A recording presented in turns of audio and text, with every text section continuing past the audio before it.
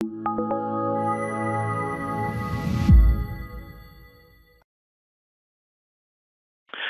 afternoon, everyone, and thank you for joining us for today's webcast, From POS Reseller to Managed Service Provider. Before we get started, I do have a few housekeeping items I wanted to run by everybody. If you have any questions, we will have time to answer those at the end of the webcast. You may enter that into the Questions tab on the toolbar on the right-hand side of your screen. We will be sending out a copy of this recording to everybody who has registered and attended. So you should see that email probably sometime early next week. Once again, thank you everybody for joining us. Talk a little bit about today's presenters. We have Jordan Thaler, who is president and co-founder of What's Busy, Guy Cunningham, who is the vice president of alliances here at Netshurian, and Chris Rumpf, who is the president and CEO and founder at Flight. We're excited to have this expertise on the panel today. A little bit about Netshurian. As you can see here, we have many network security provider awards. We have been on the Gartner Magic Quadrant for over 10 years, a finalist in 2018 for the SC Awards. Our business offers lots of different varieties and has been working with managed service providers for many years. So really looking forward to bringing the expertise of Jordan and Chris, along with what Guy has been doing on the MSP side for many years together. So without further ado, I'm going to turn this over to Guy Cunningham. Great. Thanks, David. Appreciate it. And thanks, Jordan and Chris. Looking forward to this conversation. So as David mentioned, I've been involved with managed service providers for a while now. A little bit of background for me. Before joining Netshurian, I was at Symantec, where I managed a team of people working with the partner community, the channel community, focusing on the SMB and the mid-market space. And starting as far back as 2009, 2010, really started to see the impact that managed service providers were making in that market. Since I've come over to Netshurian, we continue to see the growth of service providers into the retail and the restaurant space. So I think this is a very important and a very timely conversation, and one that could have a significant impact upon your business. What I want to talk about at the front end of this presentation is generally what is an MSP, what should you be thinking about as you contemplate this transition into managed services. And I think it's a natural fit for the kinds of customers that are purchasing point of sale systems. So we're going to talk high level, and then I'm going to turn it over to Jordan and Chris to talk in a little bit more depth, a little bit more strategy about what types of services can be added to this portfolio. Professional services. Obviously, as a managed service provider, you're going to be providing professional services. Today, you provide professional services when you're doing installation and configuration and maintenance and support of point of sale systems and the related technologies. So one of the foundational components of a managed service business is a PSA tool, a professional services automation tool. It's essentially your customer resource management for professional services. It will help you track sales and contracts, customer information, actual work, whether billable or non-billable. It'll help you manage your employees and the resources that are allocated to or assigned to a particular engagement or to a particular account, and then handles billing and invoicing and service provisioning. There are a wide variety of providers of PSA tools to think about and talk about. Jordan and Chris, I'm sure, could give some advice about the tools that would be applicable for your type of business, but that's a foundational piece of it. The next section is remote monitoring and management. So as a managed service provider, you want to do as much as you can from your office without having to roll a truck, without having to send an employee on site. So you need to evaluate tools that will facilitate that. There are, again, a whole host of RMM providers. Some of the PSA providers have RMM capabilities, and some RMM tools are standalone tools that would integrate to and talk with a PSA tool. So that's one of the things that you need to consider is how do these two separate and distinct pieces of functionality communicate with one another. An RMM tool is going to help you keep track of system inventory, whether it's networks, hardware, or software.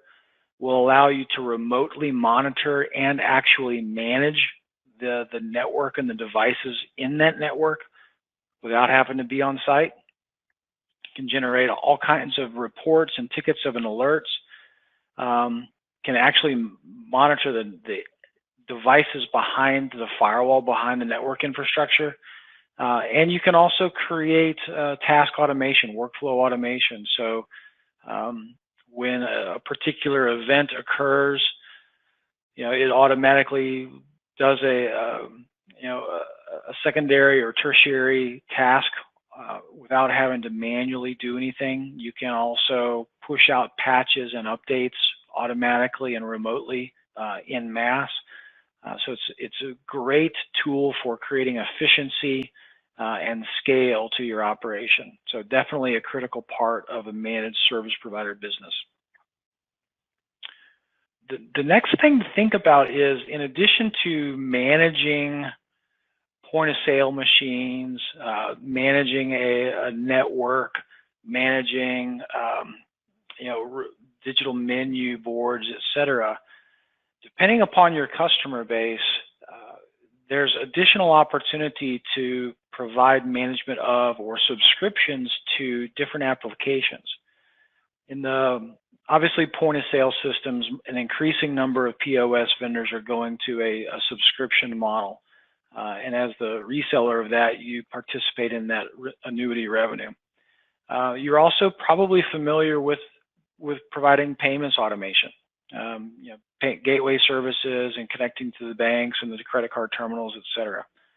Something else to think about is other applications that a business needs to run. So obviously some sort of word processing and spreadsheet capability. Microsoft Office is the default standard that's sold as a subscription. However, it can be sold by a reseller, and it can also be managed by a managed service provider. So that's an additional revenue stream to think about.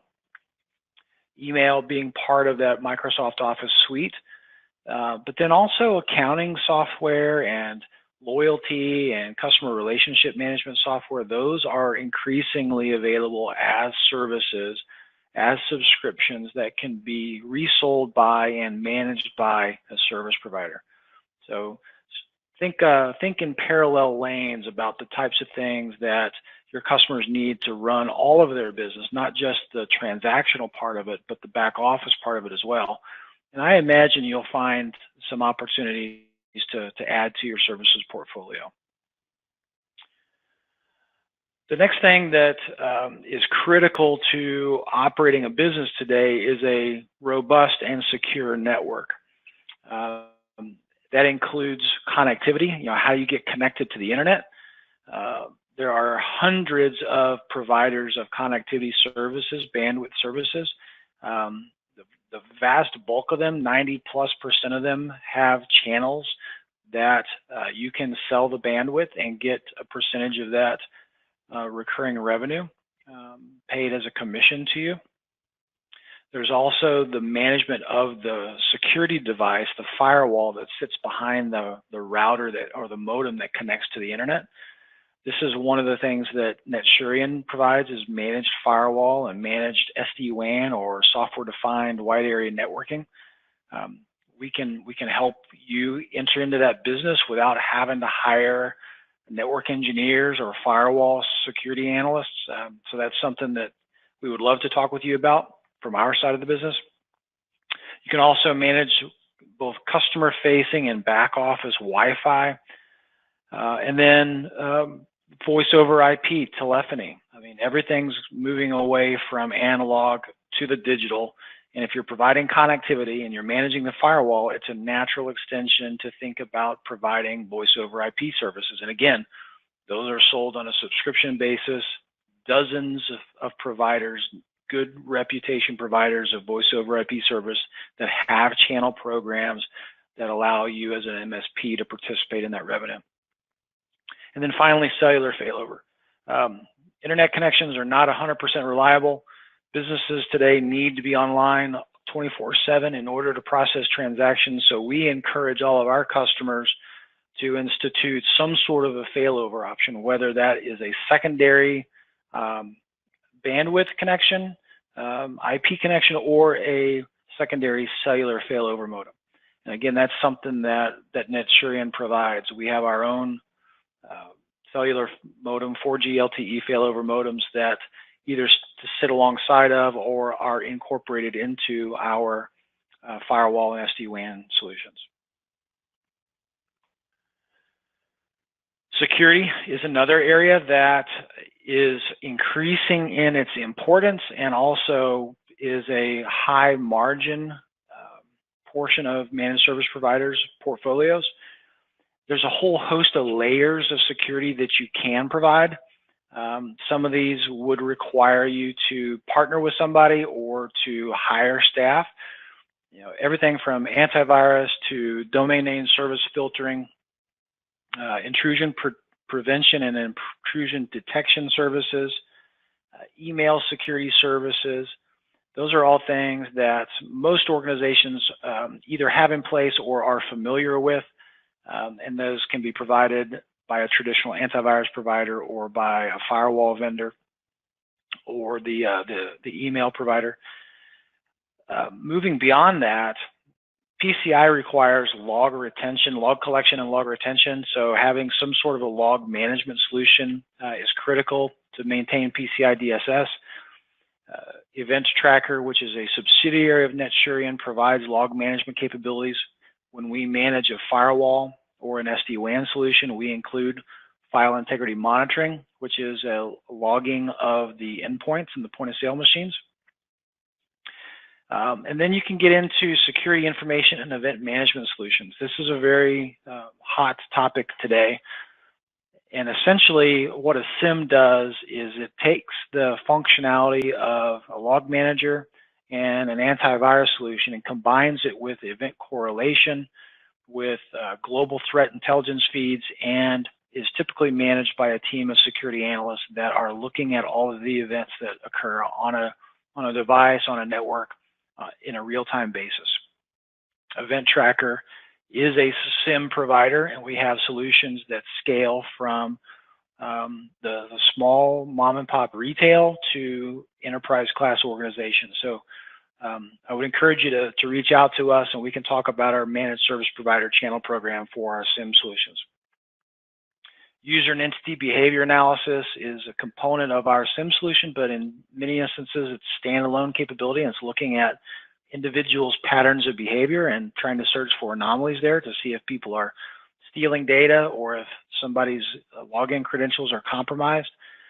And at the highest level of this, if you want to provide really, really strong enterprise class security, you need to either build or partner with somebody to provide SOC services, Security Operations Center. Those are the technicians and the analysts that are running and managing and paying attention to all of these security technologies. It changes on a day-to-day basis, and so it's not a set it and forget it type of environment. You got to have 24/7 eyes on glass. Would love to talk with you about how we can help you build out your security portfolio. Backup and recovery. That is foundational to most managed service providers' business. And there's two types of it. There's local backup, which is if somebody accidentally deletes a file, or if a local machine has a hiccup, you can restore a file in real time at the local premise. You're not having to restore the entire machine, you're just getting a file. And then there's backups that go outside of the organization to a remote location. And those are principally for disaster recovery and business continuity. So if a machine dies, cannot be recovered, you want to restore that machine, you can do that from a backup. If a facility has a fire and all of the equipment in that environment are gone, then you can rebuild the environment from those backup copies. So it's for both recovering a system, but also making sure that the business is able to continue in the event of a disaster. Plenty of good technologies that are out in the marketplace that have a combination of on-premises equipment for local backup, as well as sending copies out to a cloud service. And those are all very, very channel-friendly types of solutions. And then the final thing that I would like to talk about is, as you transition from a reseller into a managed service provider, your relationship with your vendors are going to be slightly different. Typically, as a reseller, you're buying product and selling it to your customer on a transaction-by-transaction basis.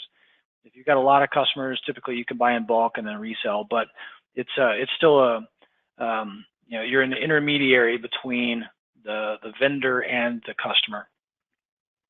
You typically buy at a discount, sell at a markup, and then the vendor, in most instances, is responsible for supporting the hardware or the software. When you move into managed services, you're selling a service to your customer, either a piece of hardware or software, or some combination of that bundled with your capabilities.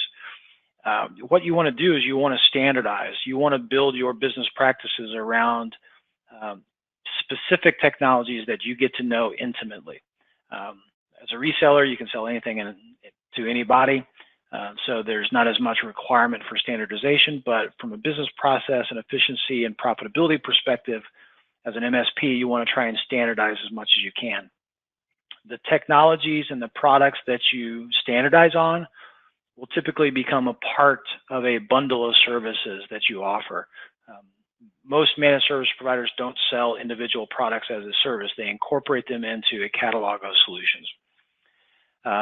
As an MSP, your relationship with your vendor will be predicated upon the volume of purchases across all of your customers. So you can negotiate deeper discounts typically whenever you aggregate all of your customers into a single offering.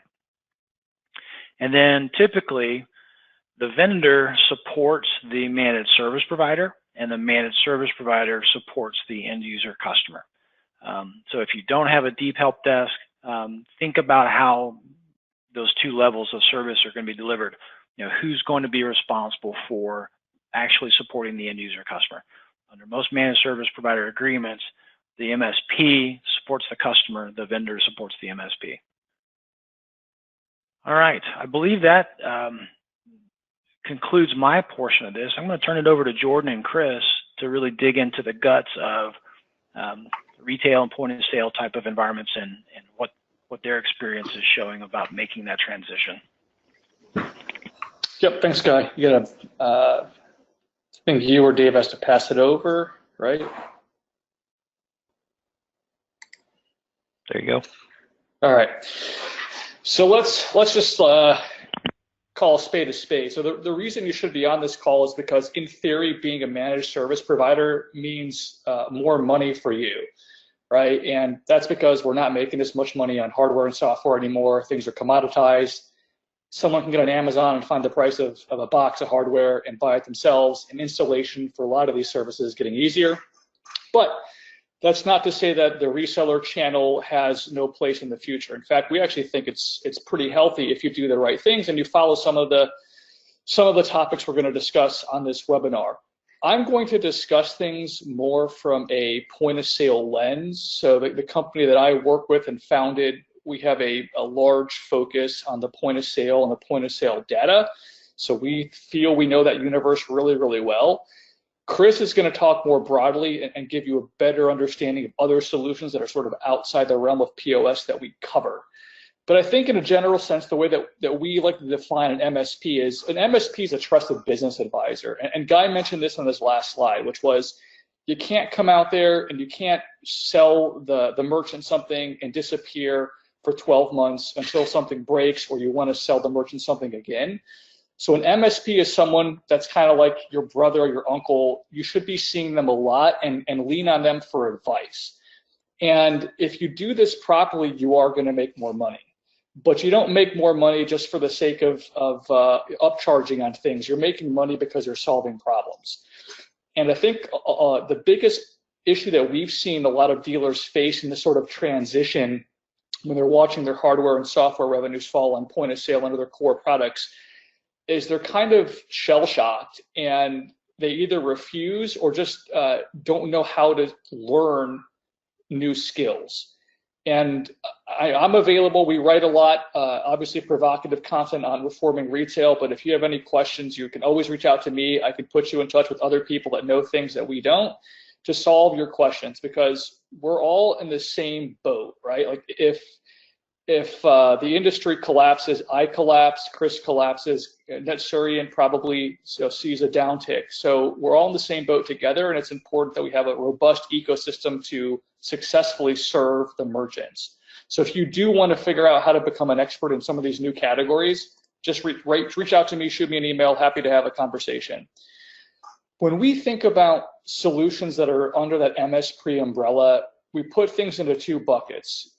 Bucket number one is items that increase a merchant's revenue. So there are a number of things we'll talk about subsequently on how to do this, but that's kind of goal number one is, can you frame whatever services you provide in a way that the merchant says, aha, doing this increases my revenue. The other way to do this is to increase profit. So if you can't figure out, hey, how does this service increase revenue? It's how does this increase profit? And so increasing profit comes from lowering expenses, which a lot of times are sort of business operations.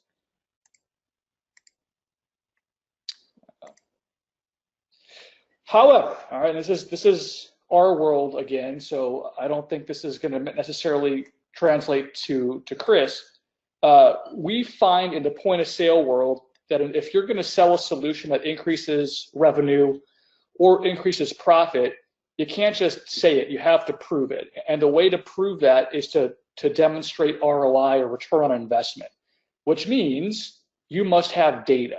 Right? How do you know if something works? Well, you measure the data, and the data tells you a story. Now, you can debate that story, but the data is the data. And in our world, we think that you have to have the point of sale data to measure the ROI, to have that convincing story to tell the merchant on why they should be using your services or whatever product you're bringing to them to purchase.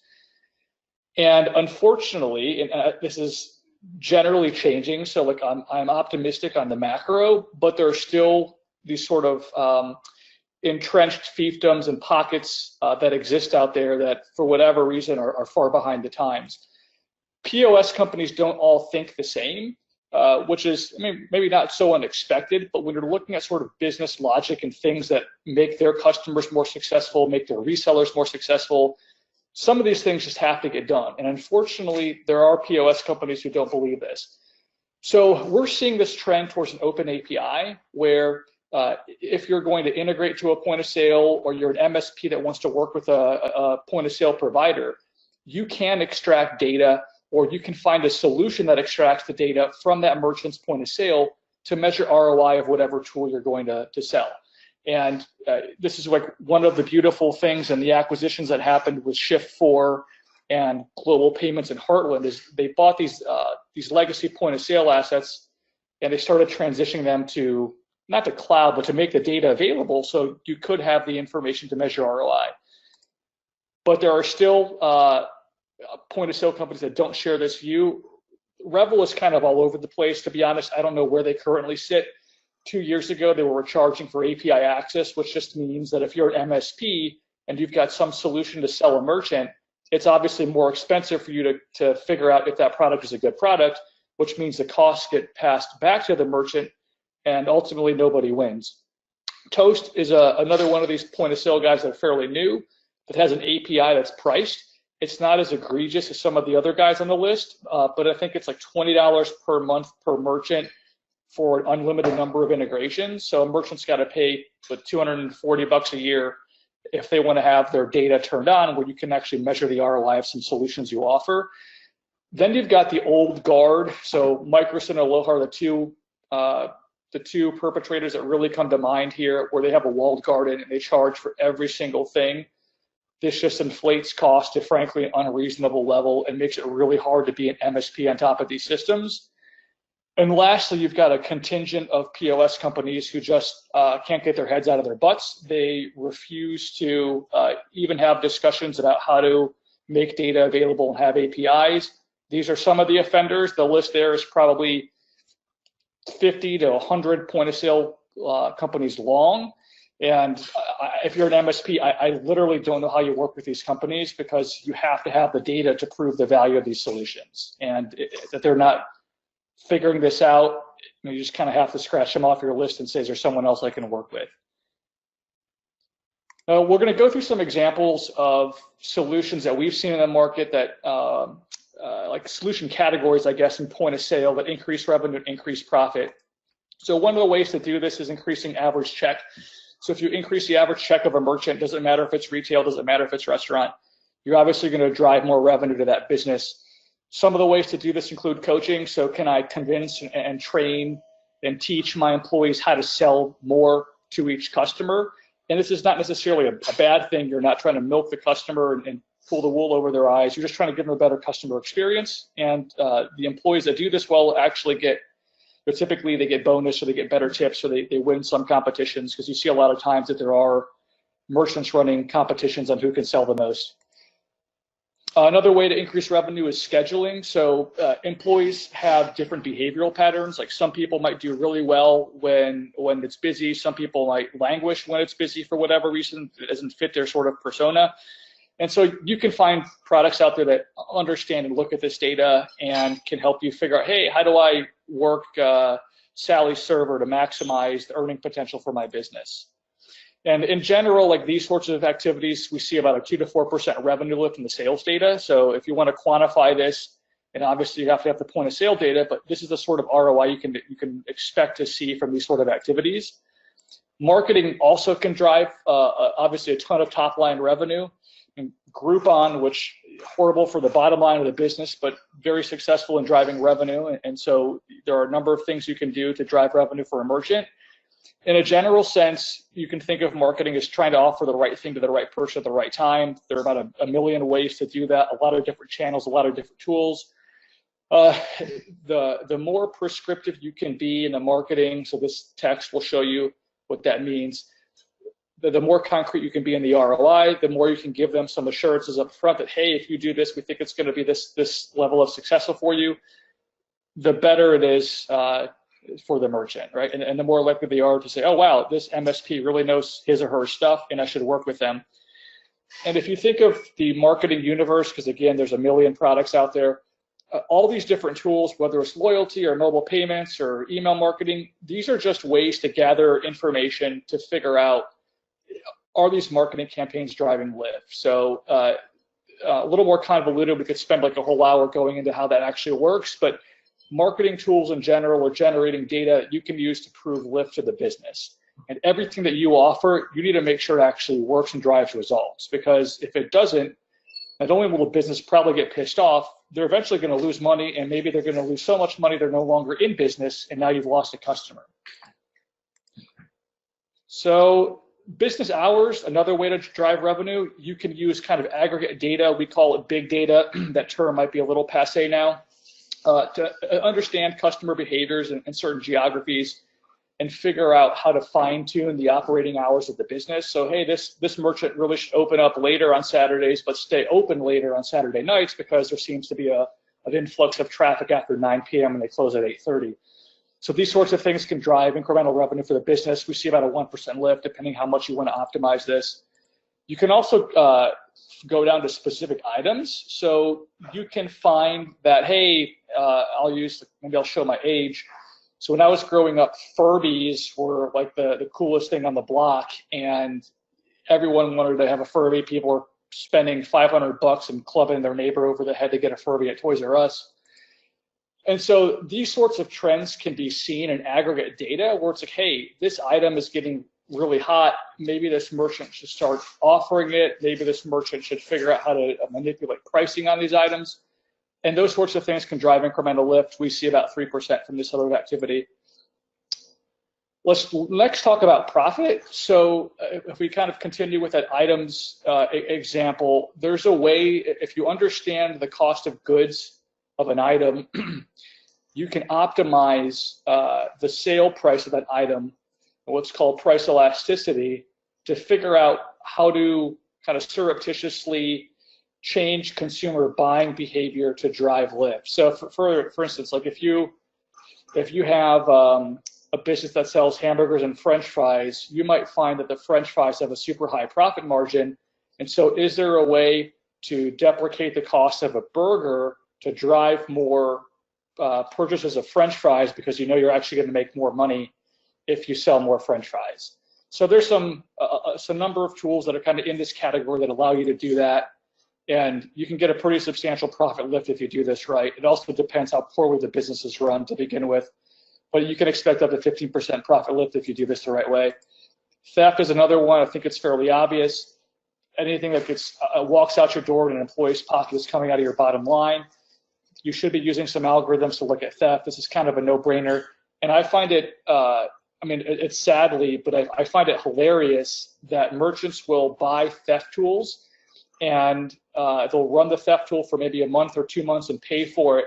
And then they'll turn it off because they think they've solved all their problems. And 6 months later, you're looking at the staff, and 85% of the staff are new.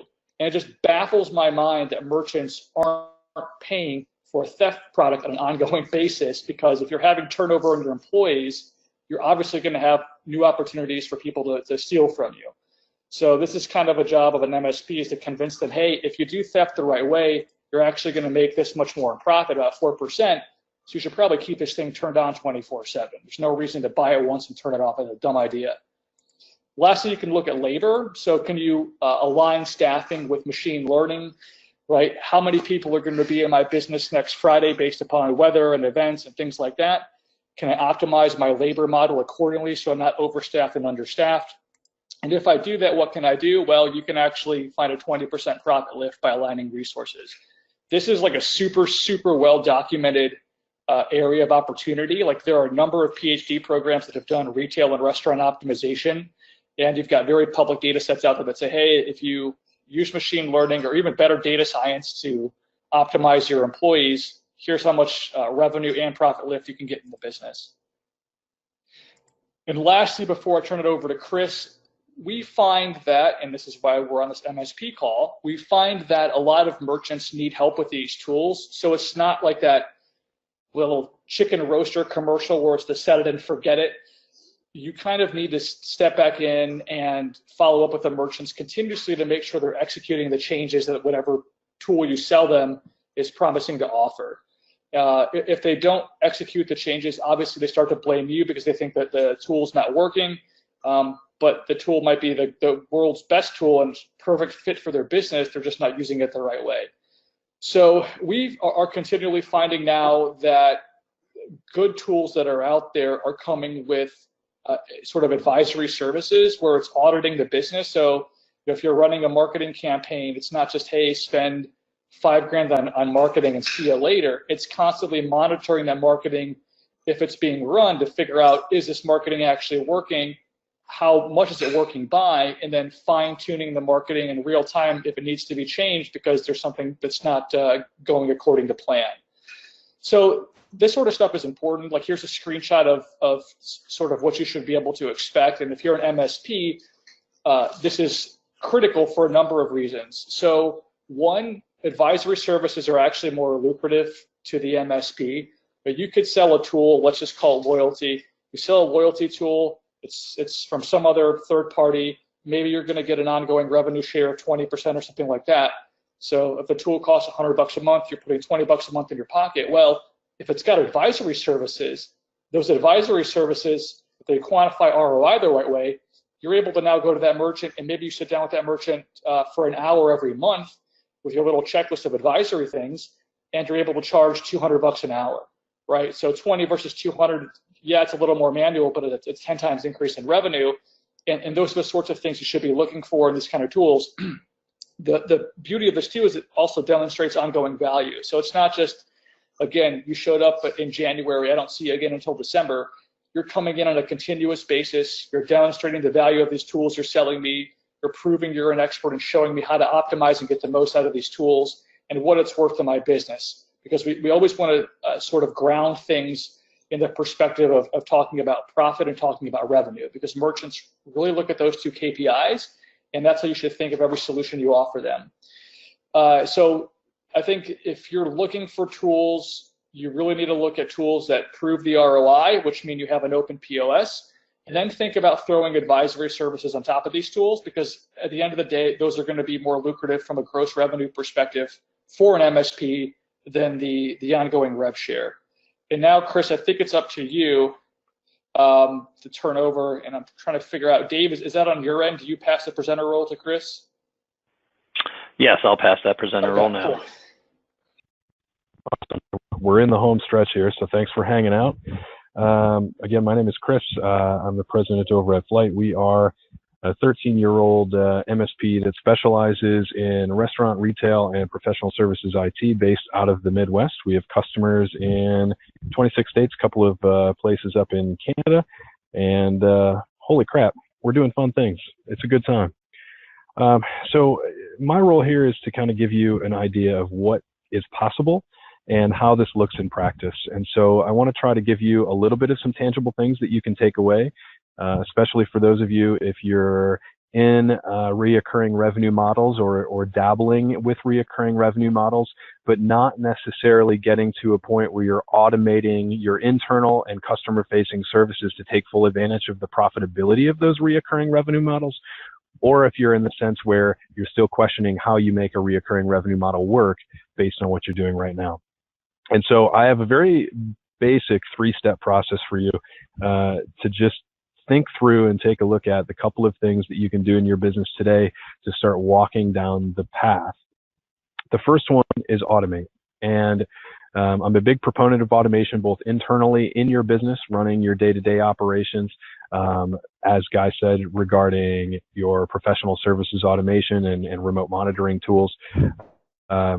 Without automation, reoccurring revenue fails. And when you use automation, you turn kind of a win-lose or a lose-lose scenario into a win-win for your customer, because what ends up happening is that your customer is no longer required to ask themselves what I call the $200 question. And the $200 question is, do I want to spend $200 to fix this problem, or can I live with this problem? And unfortunately, our customers too often choose the wrong answer there, where they try to save the $200, and then what happens is they end up not liking us very much and they go elsewhere.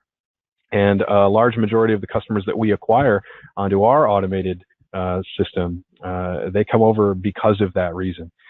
Once you are in a managed services role where you're truly automating and you're using reoccurring revenue to your advantage, what happens is that you are profitable only when the customer does not call. And the customer only does not call when things work perfectly, which becomes a win-win. And now we're not talking about hours, we're not talking about time, we're only talking about value. And so step one is automating, both internally in your business and also when you're customer facing. The second is adding products and adding services so that you can now create a wider breadth of scope in the offerings that you have inside your business that are customer facing on a reoccurring revenue model. And I'll get to a couple of examples of these later. The third is use these to create customer value, not just in sales and not just in marketing, but throughout the customer lifetime experience.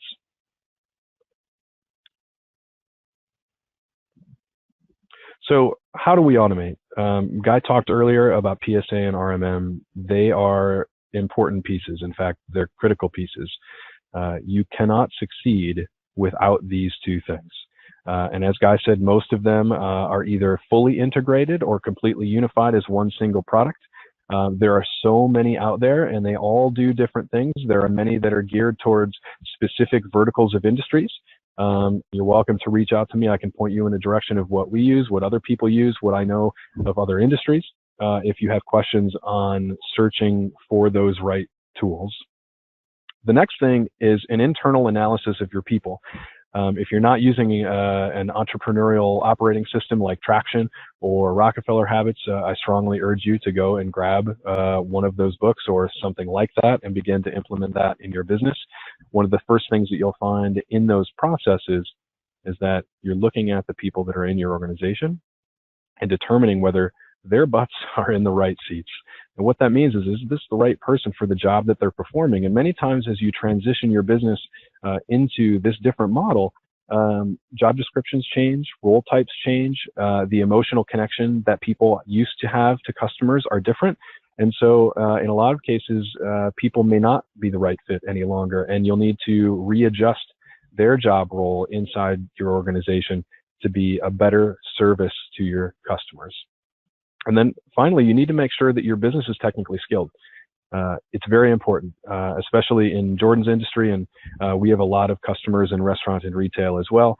And our industry is predominantly very antiquated, both in terms of the people in the companies that are mature in the industry, but also the technology that runs the systems.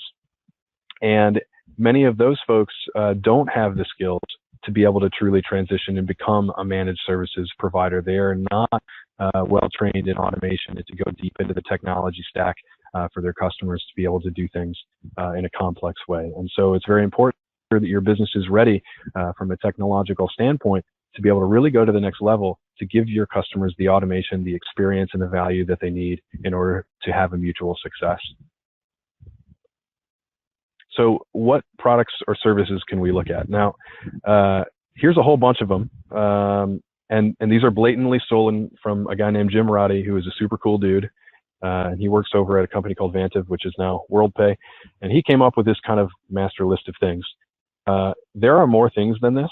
But what I would urge you to do is take a look at these and think about the 5 that you could look at right now that you're not offering that might be easy.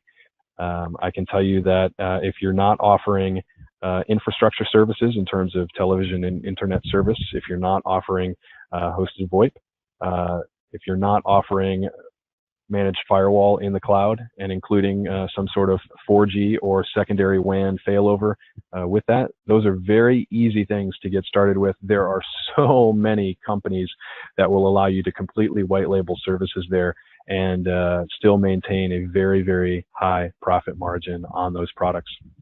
And if anyone on the call is in the point of sale, retail or restaurant space, and is traveling to Nashville in a couple of weeks for the Retail Now conference, you're welcome to join me on Tuesday at 9 a.m. for an ed session that goes in depth in much greater detail on these things and on what you can do in that particular industry. Waiting for slides to advance here. So the last thing that we want to talk about is how do we truly create value for our customers? The first one is to make products and services seamless. So what do I mean by that? Well, in many industries, you are bolting on one product to another. Jumping between the two is clunky, difficult, insert your not so fun adjective there. And it's up to us as providers to make sure that when we're offering those products, that we're offering products that very seamlessly talk to each other and make a unified experience between all of those services. We want to make sure that we offer higher touch solutions that include consistent touches, and that's more from a sales management and customer management life cycle. So, that might mean writing some software to pull information out in a very basic way from the services that you offer, and being able to automate messages that send out to your customers with their information. How many calls did you have? How many viruses did we take away automatically? How many things did we save from you? Does that translate into hours or dollars for your business? And how can we quantify those things? If anybody is a member of LifeLock, that company does this incredibly well. And even though they are a large company, many of those lessons can be taken down even into a smaller MSP that is less than, $5 million for $1 million in revenue a year, can still implement this successfully to create a greater amount of value for their customers. And clearly use the data that you can get from those customers, just as Jordan talked about, and use your PSA and RMM tools so that you look like a rock star to your customers. And what you'll be able to do from that is help them make business decisions, save them money, give them that warm and fuzzy feeling, allow them to save more time, spend more time with their customers, at home with their family, focusing on bettering their employees and also increasing sales and revenue.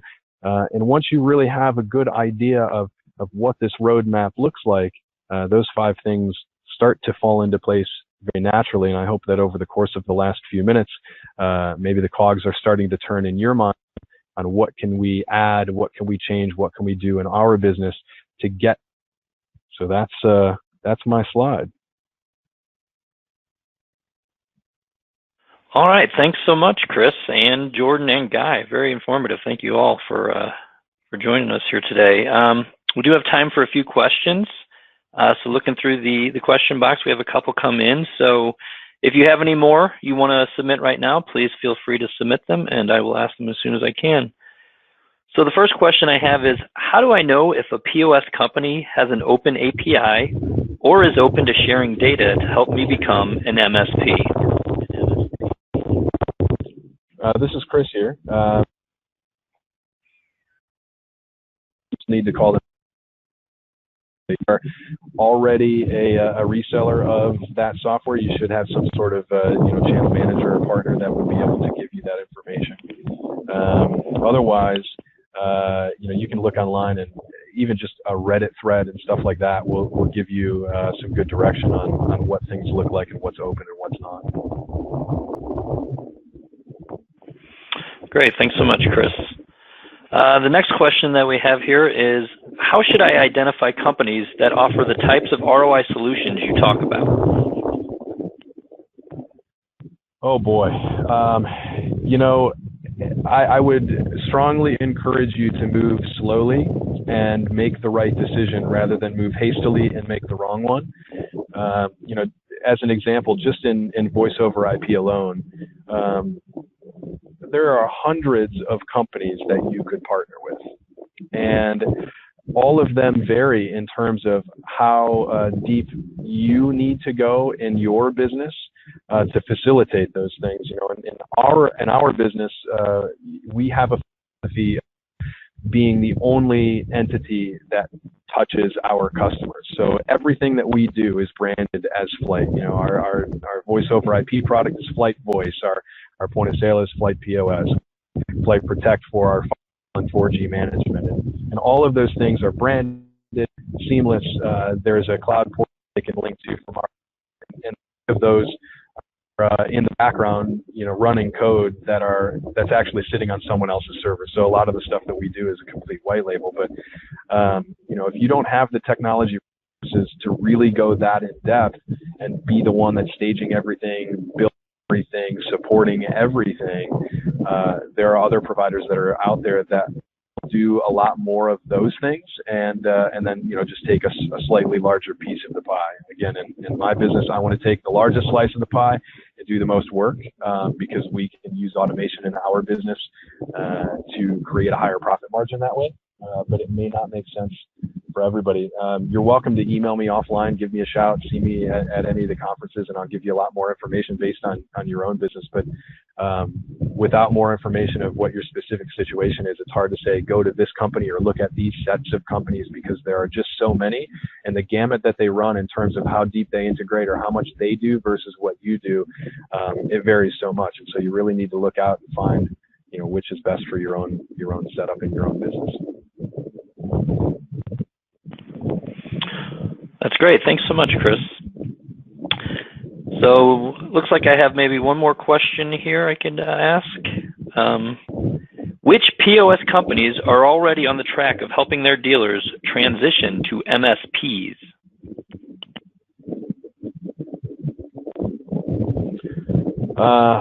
Boy, that's an interesting question. I would say that the majority of the larger payment companies that have purchased legacy providers, Jordan mentioned Shift4, Global Payments, stuff like that, those are doing their best to create reoccurring revenue models. I would not say that anybody is actually taking the further step to try and allow their reseller community to share the right tools to become an MSP.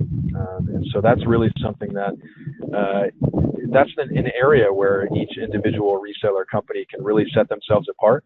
We certainly in our business use that to our sales and marketing advantage very much, and it sets ourselves apart from whoever across the street or the folks that are peddling something out of their car.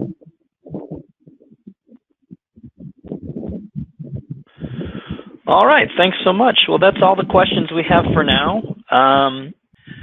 Once again, thanks to Jordan, thanks to Chris, thanks to Guy, and hope everybody enjoyed it. And we will talk to you all soon and hope to see everybody at Retail Now.